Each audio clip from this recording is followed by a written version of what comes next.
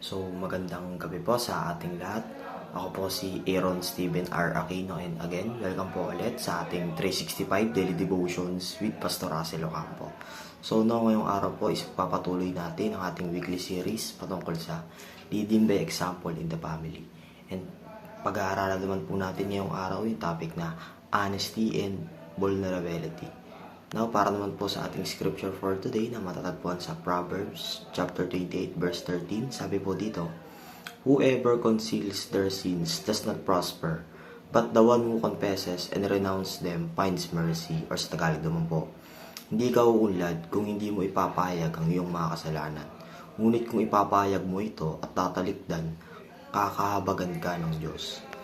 And para naman po sa ating katuruan ngayong araw, first is, honesty is not telling the truth to everyone. So, yung pagiging matapat po is hindi kailangang sabihin lahat ng katotohanan sa ibang tao. So, medyo magulo po, medyo contrasting yung teaching. So, kasi nga, matapat ka pero hindi mo naman sasabihin sa kanila yung ibang bagay na may katotohanan.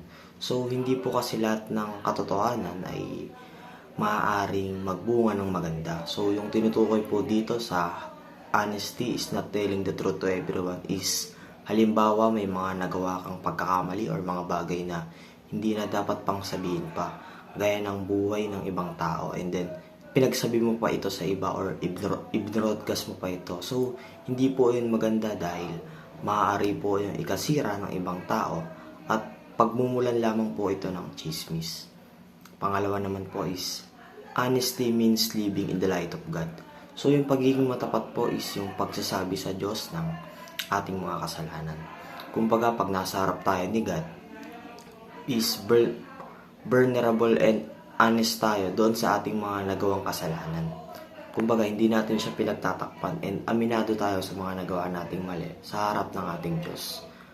And lastly po sa ating katuruan is, honesty requires humility and vulnerability. So, kapag po may katapatan tayo, dapat po is hindi natin ipinagtatakpan yung mga kamalian natin. Dapat po aminado tayo sa ibang tao na mali yung ating nagawa, lalo na syempre sa ating sarili. And para naman po sa ating application yung araw first is, speak the truth to the appropriate person. So, hindi ko mo dapat tayo ay honest and vulnerable, ay ilalahad na natin sa lahat ng tao ang ating mga kahinaan. So, hindi po ganun yun. Kasi maaaring ang mapagsabihan pala natin ng ating mga weaknesses ay hindi pala dapat natin ito pagkatiwalaan.